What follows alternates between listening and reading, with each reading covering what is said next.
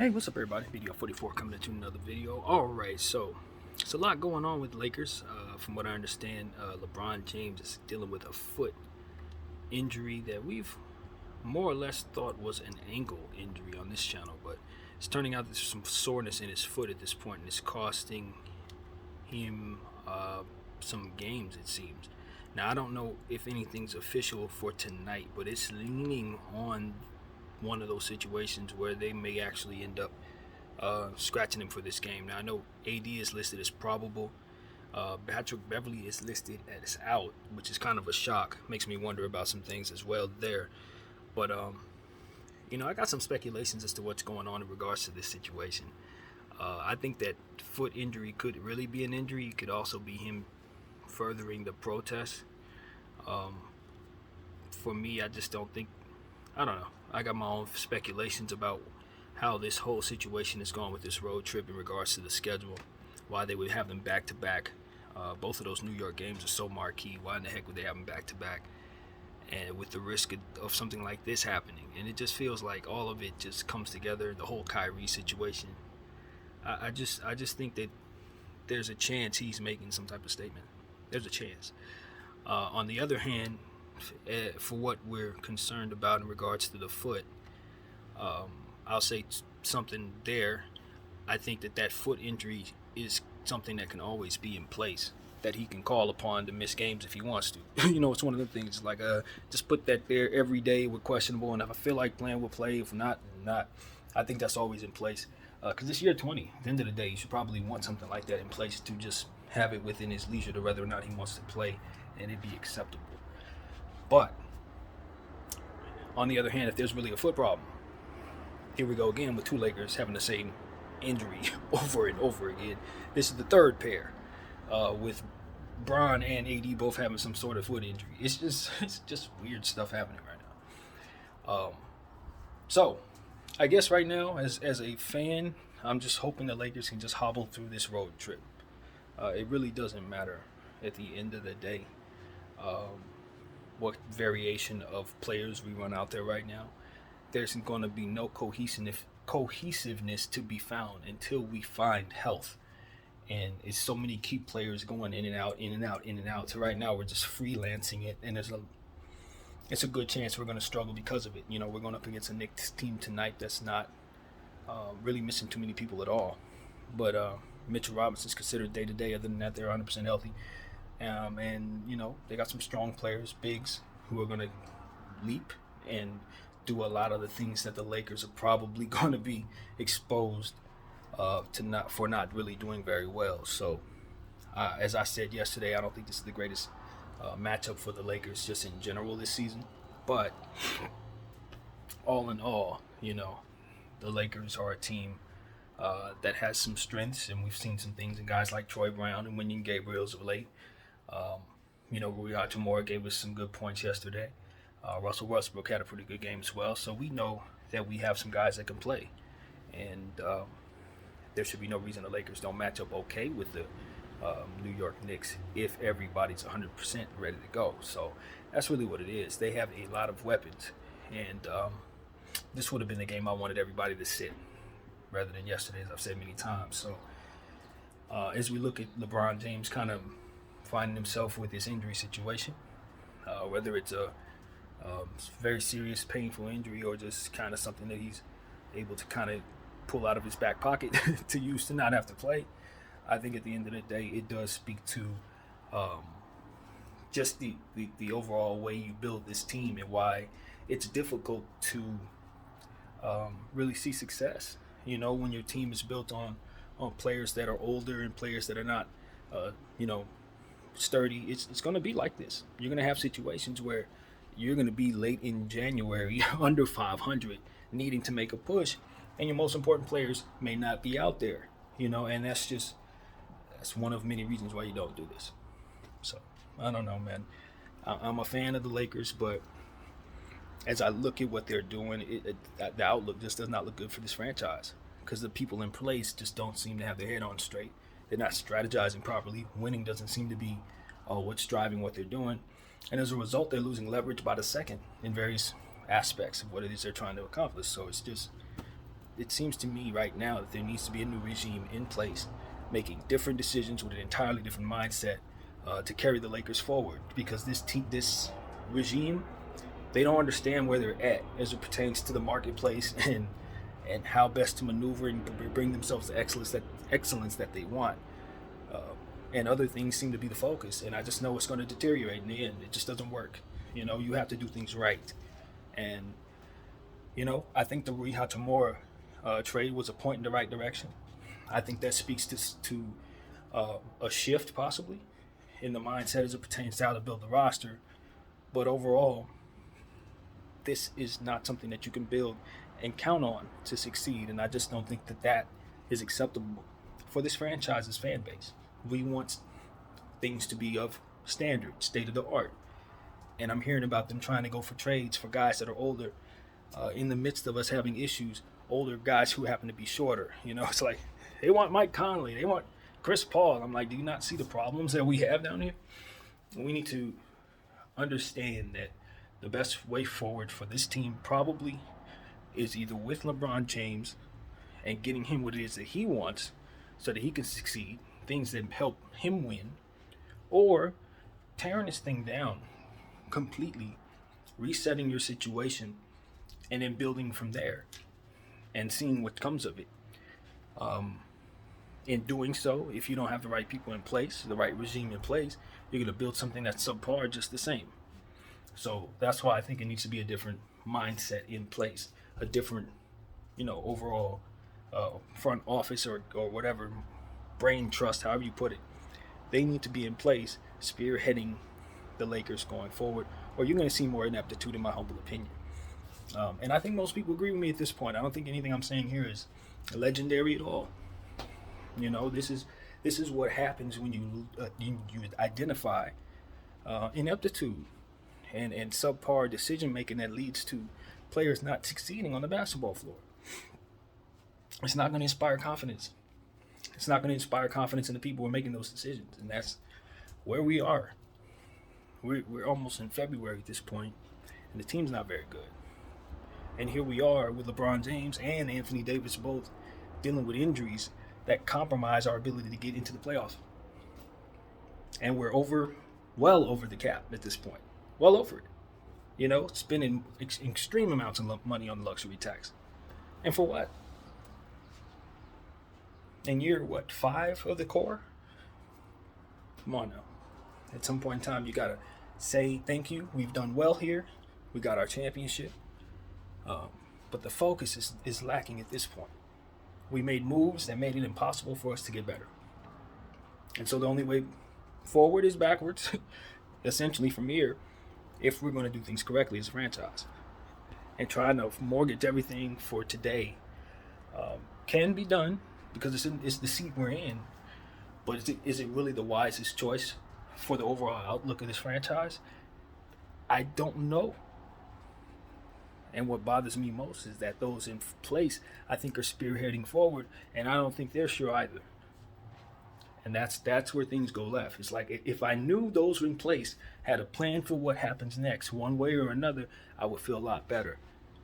But judging by the mistakes that have been made leading up until this point, you have to wonder if going either direction, whether mortgaging the future or tearing it down, makes any sense if the people in place are not going to make the right decisions. So that's the focus. Why are we choosing things that don't work? It's the question that this fan base needs answered.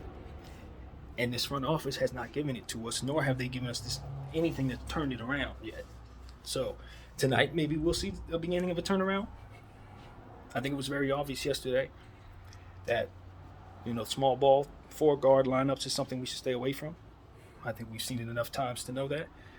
And further, going to that decision or further leaning in on that choice just speaks to what it is that we're talking about in regards to people losing faith in that front office. Because I'm not really looking at the coach anymore. Because at the end of the day, the coach is doing what the front office asks him to do. We understand that. There's no reason to continue to do something that doesn't work if not being forced upon you. Especially if you're a rookie, you're going to do what you're told. something ain't working, you're definitely going to stop doing it. That's common sense. So for me, it's like this is above Darvin, just like it was above Frank, just like it was probably above Luke. It seems to me that the Knights of the Round Table believe that small ball is the way to go, and I think that has to do with who's playing those roles. That's what I think. I think it has to do with the politics of who's in place. Patrick Beverley is going to get his minutes. Dennis Schroeder's going to get his minutes. Russell Westbrook's going to get his minutes. It's that kind of thing. I really believe that. In some situations last year, who do we have in place running the small ball? I don't know if maybe that's just what they wanted. Maybe I'm speaking the wrong way, but at the end of the day, this has to be above them because we keep seeing it every year. So, as I said in the previous video, the scapegoating of it all, I just speculate. But what I do see is an aptitude with it, losing with it, and a desire for it to stop. Seriously. And so that's what we're saying, against the New York Knicks tonight. Hopefully we can see some large lineups. If LeBron James isn't out there, Troy Brown earned minutes. Will Hachimura earned minutes. Wenyen Gabriel has earned minutes. We hope to see them out there. Lonnie Walker, we can put him in lineups with those guys and he'll look a lot better than he does when he's next to guards. We know this. Every time we put him next to guards, it's a bad situation. He keeps on doing it. But when you put him out there with traditional lineups, he's giving you 25 and then a couple assists, high free throw numbers. It is what it is, man. You can't play guys out of position and get mad at them when they're not performing. No, that's not what they do. Look how Kendrick Nunn is looking in Washington. Looks fantastic. Those are the type of things that we're talking about. It's like, what are we choosing to do with our roster? Who are we putting guys next to, and how are they performing in those circumstances? Sometimes very bad. And it's like, it doesn't have to be that way. It's not as simple as a guy is washed up. It isn't as simple as a guy is done. It's as simple as you put him in situations that force him to look bad. And then from there, confidence wins. Guys stop believing in what they're doing. Sometimes they don't identify themselves maybe that they're in situations that the coach is in control of because they're too busy trying to do what they need to do and they're failing doing it. They're holding the next guy accountable when they realize, maybe if they were just a little taller out there, it'd be fine. Athletes are gonna hold themselves accountable, and that's where it goes left. It's like, this is on the coach. This is on you guys to fight for things to make sense schematically. And so that's what we preach here, man. At any rate, I'm gonna make myself some breakfast. Hopefully that didn't make too much noise to destroy the sound there temporarily, but my intention is to be as transparent, as real, repetitive if necessary with my message, so that we can get it, and most importantly, so that it can be understood. As if someone clicks on this video and not the last 8, they're gonna still see the same message. It's important that we express the importance of not seeing small ball, not seeing players that cannot help the team in the best way forward for the matchup in front of us, regardless of what the team that's coming against us is giving us. We don't always have to dumb down to them. Playing to the level of the opponent is something we talk about. You don't want to do that. I don't have to just match up with you just because you're running a bunch of small ball. No, I'm going to keep my advantage and run forth. And so let's do that, Lakers. Let's do that. Let's give the Knicks something that gives us an advantage with size. Thomas Bryant is a player to use tonight. Plenty of, especially if Robinson's not out there. Give yourself a chance. That's all I'm saying. If AD's out there, it's going to be wonderful, man. AD and Thomas Bryant, can we see some lineups where they're together out there? Can we have Russell Westbrook feed both of them at the same time?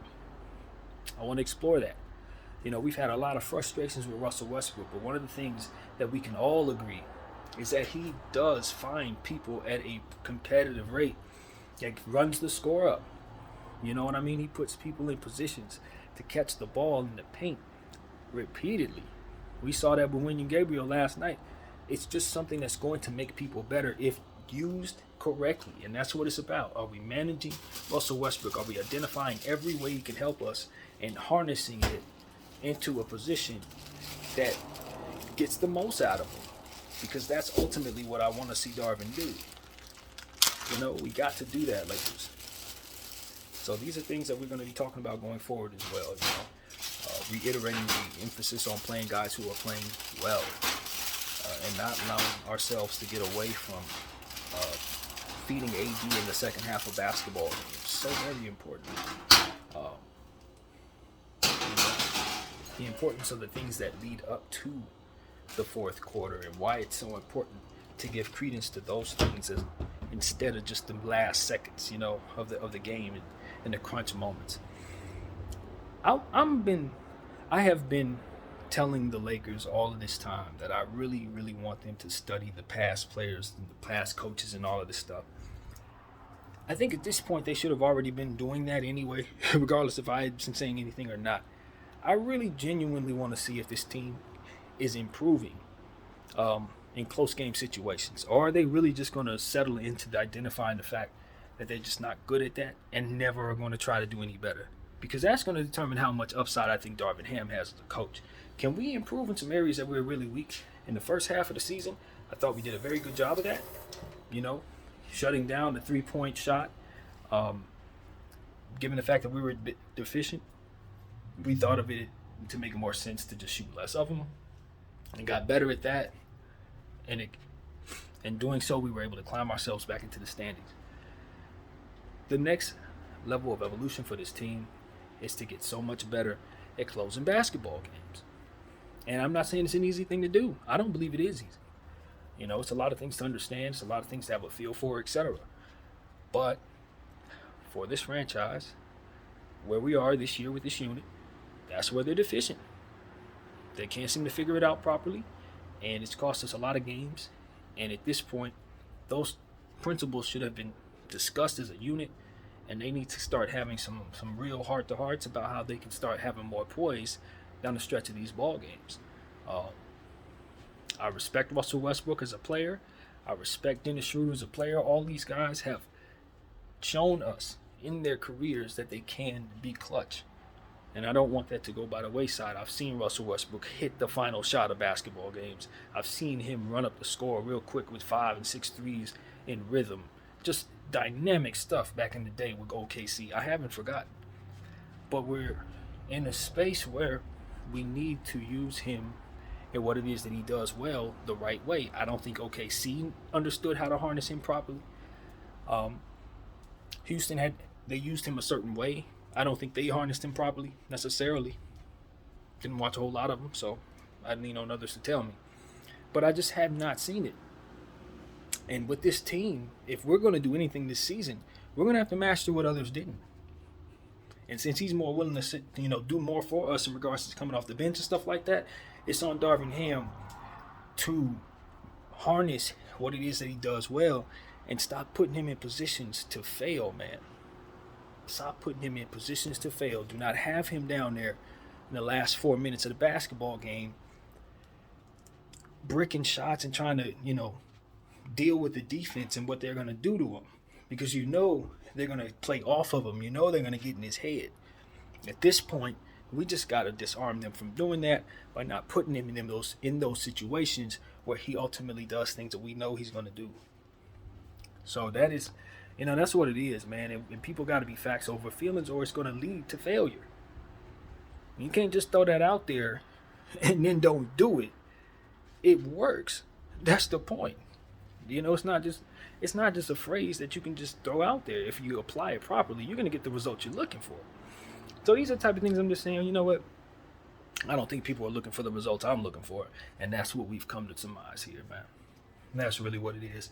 It's rather sickening, But we're still going to preach the right stuff. We're still going to speak that Mamba mentality that, Kobe put in our minds about what a true competitor is supposed to be about. And it certainly isn't anything that has to do with losing on purpose or trying to strategize our way to get a bag, and maybe that some stats can help us do that, and we don't need to win. All that stuff is that's not going to get you the respect we're looking for here. And so that's what it's about, man. Beat the Knicks. Beat the Knicks. Every time the Knicks come to our building, they have 1 million fans up in there. It's half the buildings for the Knicks. I know Laker Nation's going to show out tonight in Madison Square Garden. So let's do that. Let's make sure that we put put on a show for their team, whether LeBron is out there or not. Put on a show for their fans, rather, and show New York's Laker Nation that we with them. Because at the end of the day, we're everywhere. Everywhere we go, it's a big faction of LA Laker fans that are going to show up in the building and show out. And they put themselves on the line. Sometimes the fans don't really like seeing that. You know what I mean? So let's give them a show. That's what I got to say, man.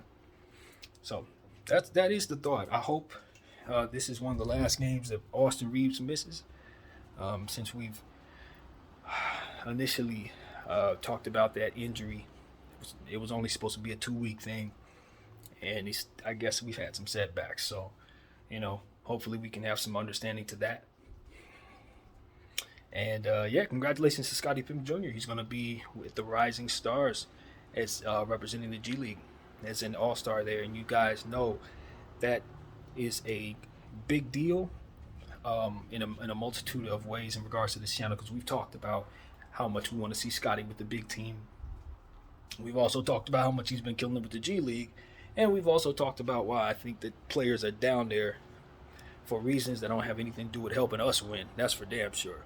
And I just, I'm like, why is he representing the Rising Stars as a G League player and not a Laker? Because clearly, if we would have utilized him the way we needed to, he would have been. Because we would have given them all Patrick Beverley's minutes. So, I'm telling you, man, these are the type of things I just wish our organization was believed in. I wish they believed in young talent the way that I do, and would kind of play them a little more to see if they could help you. You know what I mean? Instead of letting them go down there and tear up the G League and bring revenue down there, which is probably needed. But we need him too, We need him too. And that's what it really comes down to. We got a bunch of guards. But for what? It surely ain't to help us win. It ain't to trade. We can't trade these guys. I mean, are we trading Patrick Beverley? Because that's the only reason why he should be down there, if we're going to be honest. Because if guys can't be retraded and you don't have any picks or any revenue, then what the hell are you playing guys that you can't retrade for? Especially if it ain't leading to no winning. So that's just what I'm talking about. Type of strategy. It's like, I don't think that part is even clicking in people's heads as they're putting its team together. It's just like, let's play Patrick Beverley. Like, hey, what you gonna give him? Just play Dennis Schroeder. You don't even want to resign him or trade him. You're just gonna let him basically walk the end of the season. That's what it looks like. They ain't even gonna do nothing with Dennis Schroeder. Playing him to win in small ball lineups, so you can't win it. It's like, just play Scottie Pippen. Scottie Pippen's going to get really, really good. And when he does, you have a second-round pick that's going to be awesome. But nope. They see more fruit in playing him down there. So, I don't know, man. I don't know. Congratulations, Scottie, getting accolades in the G League when he should be killing it for the Lakers.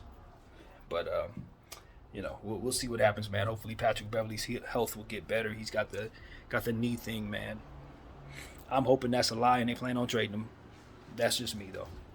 That's just me. At the end of the day, I was an advocate for bringing him here, and still am, for using him correctly. But at this point, since I've seen him, I know what he can do. Not a whole lot for me. This is what it is, man. It ain't nothing personal. So, this is what this Laker fan has to say, man. I'm cool. I am cool. I'm going to watch the game at 4:30 just like the rest of us. Expect small ball. I really do. I don't expect anything logical at all.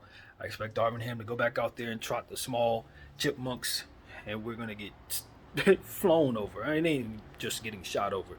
Sims and Toppin and Julius Randle and Hardenstein are going to dunk on us. That's what I expect to happen. And Anthony Davis is going to be out there trying to defend by himself.